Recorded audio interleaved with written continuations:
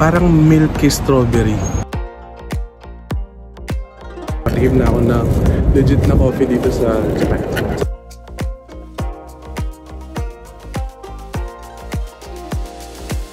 Guys, so maglalaro muna tayo ng snow.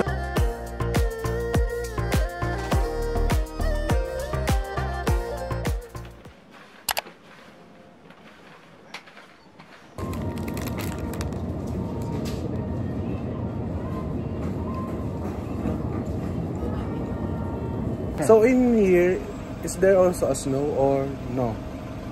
I don't know. We go this, letter D. There is a snow. Yeah, the Fuji 10. Then here. Okay, we can do this. So nice.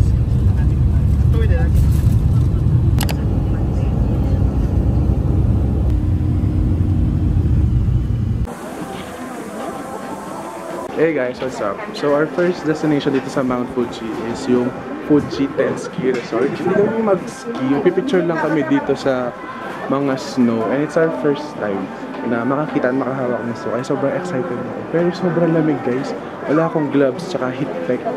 Pero trick yung araw. Pero malamig.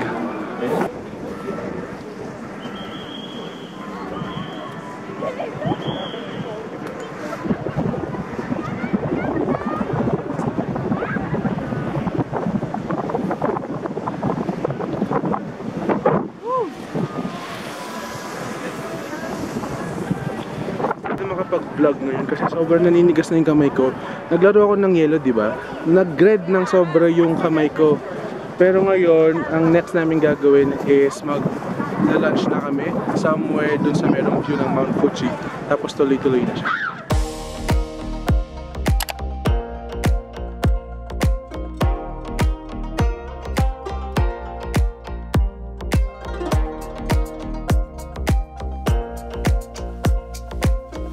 Hey guys, what's up? So ngayon nandito kami sa isang traditional Japanese restaurant.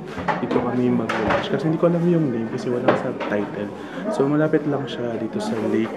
And hindi ako siya nakapag-vlog guys kasi sobrang bilis ng pangyayari. So meron lang kami mga parang 10 minutes or 15 minutes na stop per destination. So sinusulit namin siya kasi alam niyo naman pag Japanese, they are very on time and strict talaga.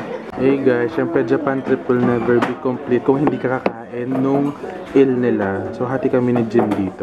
Ito yung order ko guys, yung tempura set nila. So meron na siyang rice, mayo, soup, radish ata to, tsaka 4 na pirasong carrots. Masarap yung food. Lalo na tong tempura. Try ko tong il. Yung food cube po. Oo. Tsaka beef.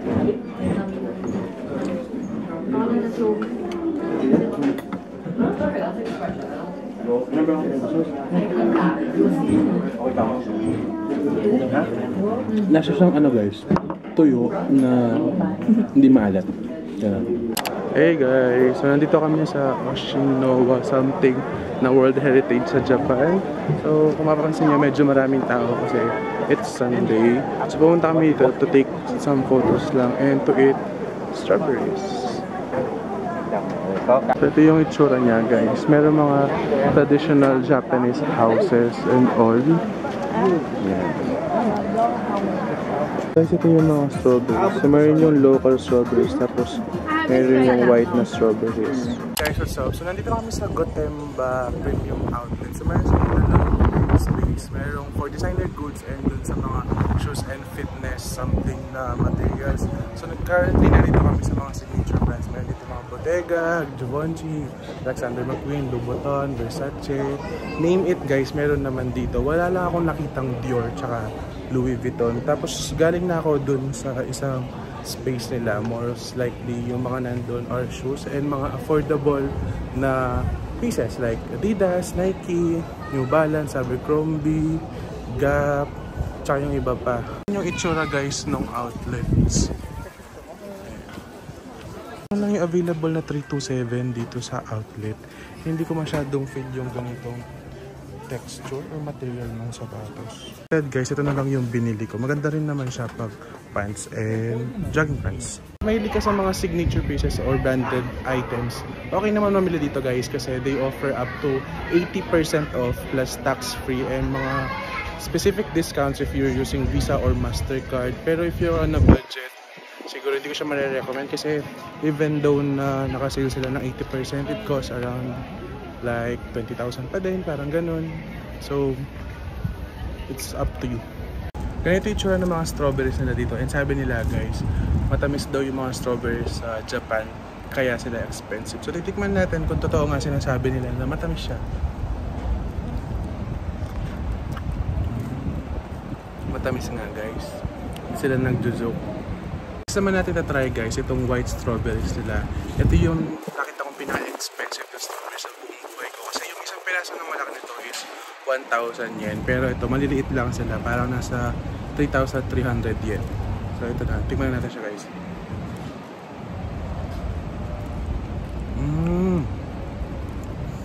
Masarap siya guys. Yung lasa niya, ano siya, parang milky strawberry. Parang ganon. Pero, sobrang mahal siya. Ayan nyo po, live in action ang pag-refill ng isang bento machine.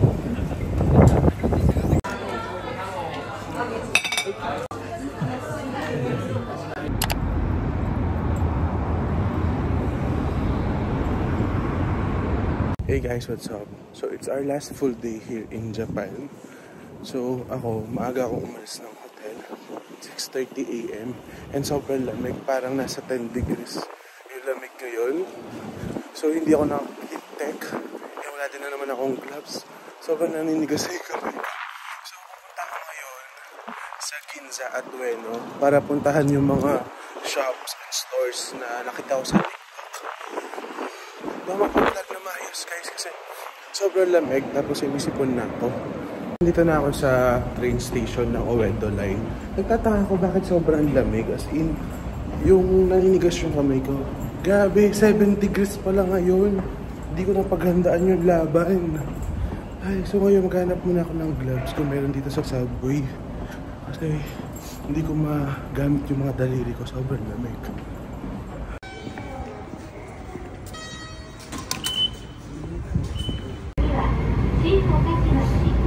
Guys, papunta na ako sa Ueno Park. Actually, sobrang easy lang naman din mag-train. Siguro dahil din sa makabansang napuntahan ko na puro maganda yung train system. Kasi dito marami naman silang mga signages kung saan ka mag-e-exit. And sobrang bait naman ng mga concierge dito. Hey guys, nandito tayo sa Ueno Park. And buti na lang mayroong cherry blossoms dito. Grabe! Oh my God!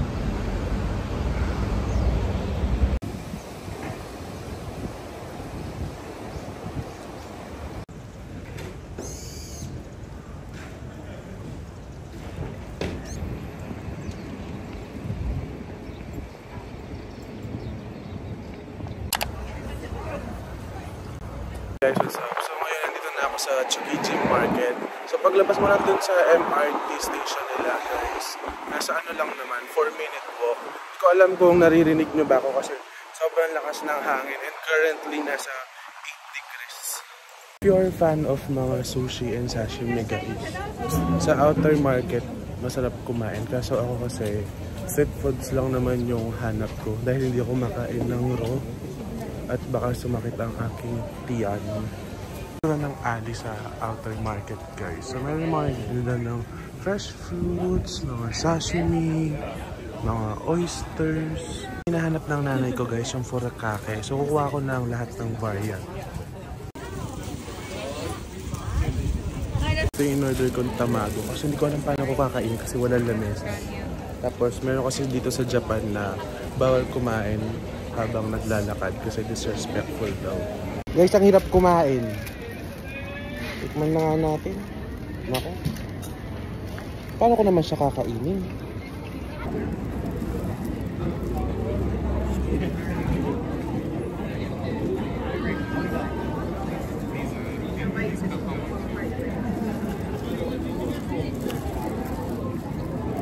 Guys, masarap siya.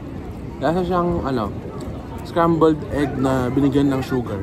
Hey guys, so kahit malamig, natry ko tong Crimea ice cream. So ito, vanilla siya, tapos meron siyang parang lengua de gato na ko.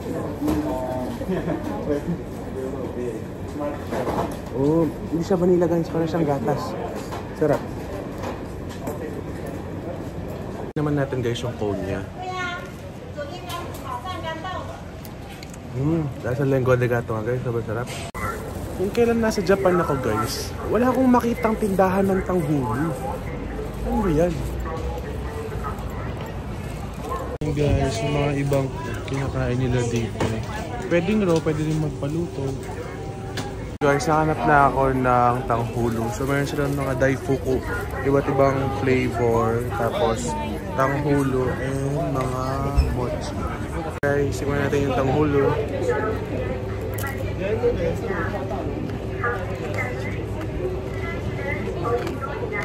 Up. First ko na try guys yung tanghulu sa Taiwan. Tapos tawan-tawa ko doon. Kasi nagtanghulo kami. Alam mo doon sa isang steak, hati-hati kami ni Nakura. Pero ngayon, solo ko na siya. Yung part naman guys, ito yung mga parang karinderya nila. Kaso hindi na ako makakain dito kasi sobrang haba ng pila. Guys, nandito na ako sa Bonggen Coffee. Yung gabi yung pila, ang haba. Mukha na ako local dito. Alam ko yung pasikot-sikot.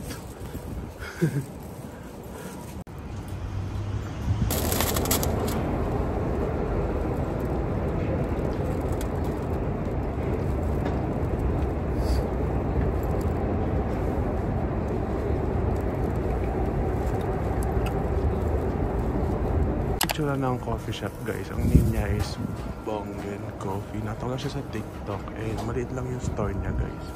Good for to goes lang siya. Taste, right? Yeah. Sweet and bitter taste, okay? Sorry? Sweet and bitter. Okay. Yes. いただきます。Hot or cold? Hot or ice? Ice. Ice. Yes. いただきます。You can choose espresso beans, Ah, okay. I'll just the original. original. Yes. いただきます。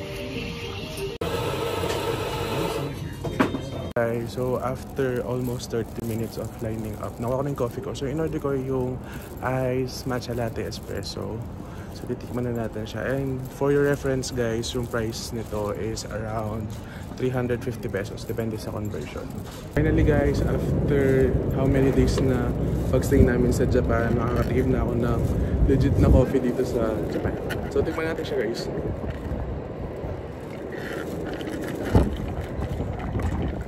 Sarap siya guys. Hindi siya mapait, hindi rin siya matamis. Nagbe-blend or nagba-vibe yung lasa ng espresso sa ng latte. Kung nagtatanong kayo kung paano ako kumukuha ng mga stories or content ko habang nag-solo travel ako dito sa Japan, pinapato ko sa lagay sa mga ganito o kaya doon sa mga parapan kasi hindi ako nakabili ng tripod ko. So ngayon, pupunta muna ako sa Ginza Center. Hanap ako ng Uniqlo. Guys, finally, nandito na tayo sa 12-story Uniqlo store kasi meron pinapabili yung nanay ko. Let's go! Your reference guys, ito yung mga floors na meron sila. Sobrang dami selection. Uniqlo guys, sa flagship store, pwede kang bumili ng mga damit dyan. Tapos, iko-custom made mo siya dito. Pipili ka ng mga pwedeng isulat. Ito yung price. So ako, hindi na ako umorder kasi ang hitap gamitin nung iPad.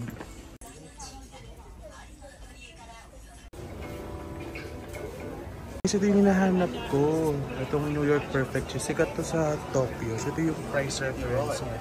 Ito, 8 pieces, 12 pieces, tapos 18 pieces.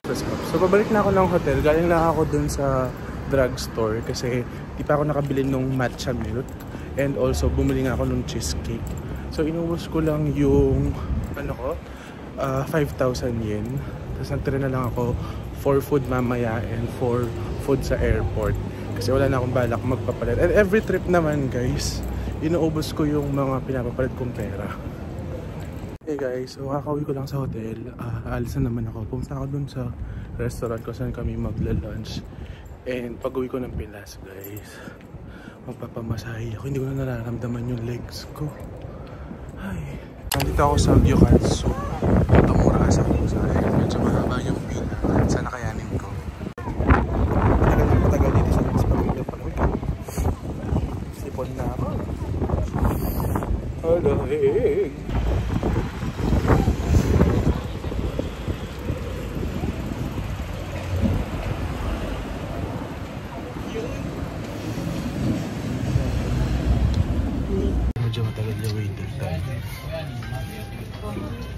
Ganyan lang kalit yung restaurant. Sila na iba sa 5 days na stay dito sa Japan. Ang ganda ng skin ko. Nasa maling bansa lang talaga. In-order ko guys, so set meal siya. Mayroong pork cutlet, mga sauces, side dishes, mayroong soup, tsaka rice. Tapos luluto mo siya dito. Gyukatsu guys, ikaw magluluto ng food mo. So, ikaw bahala sa pork cutlet mo kung gusto mo medium rare or ganun. Ito natin siya guys. Hindi ka siya kaway ko.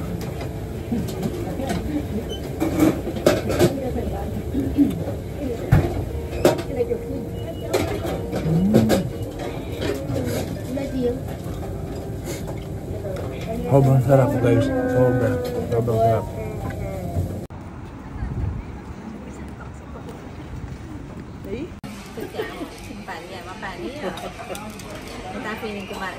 Guys, current situation, hindi ko alam paano ko ilalagay lahat ng gamit ko sa isang maleta.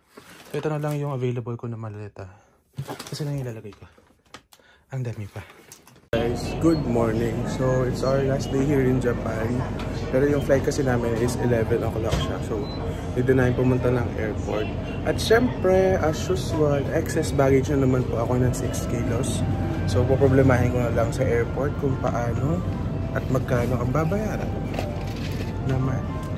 So kaya punta lang ako sa Family Mart to get yung mga food na favorite ko. Kasi syempre, last day in Japan, wala naman ganito sa Pinas.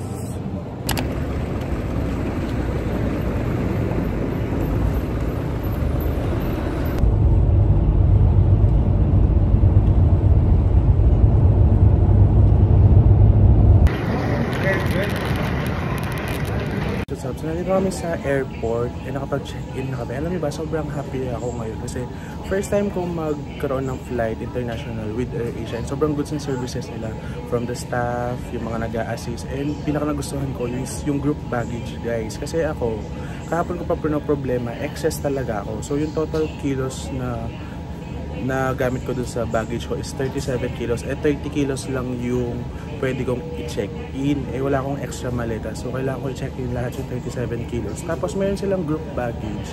And buti na lang dun sa group namin is mayroon 120 kg.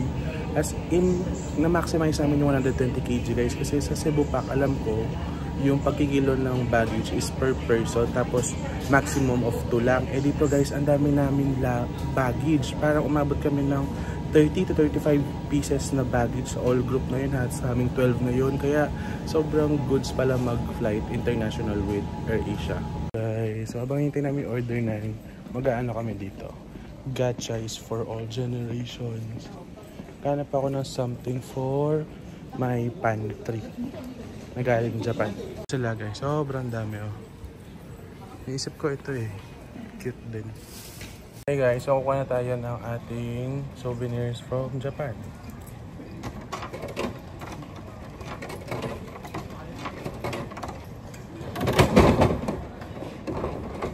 Ang tape.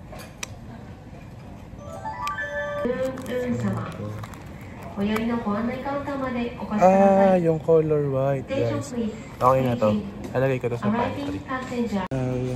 Gastos for this trip, mga Royce chocolates. So, bili tayo. Yan guys, so ika-card ko na lang. So, ito yung mga binili ko. Yung mga famous na Royce chocolate. Ano lang. Tsaka itong nakita ko sa TikTok.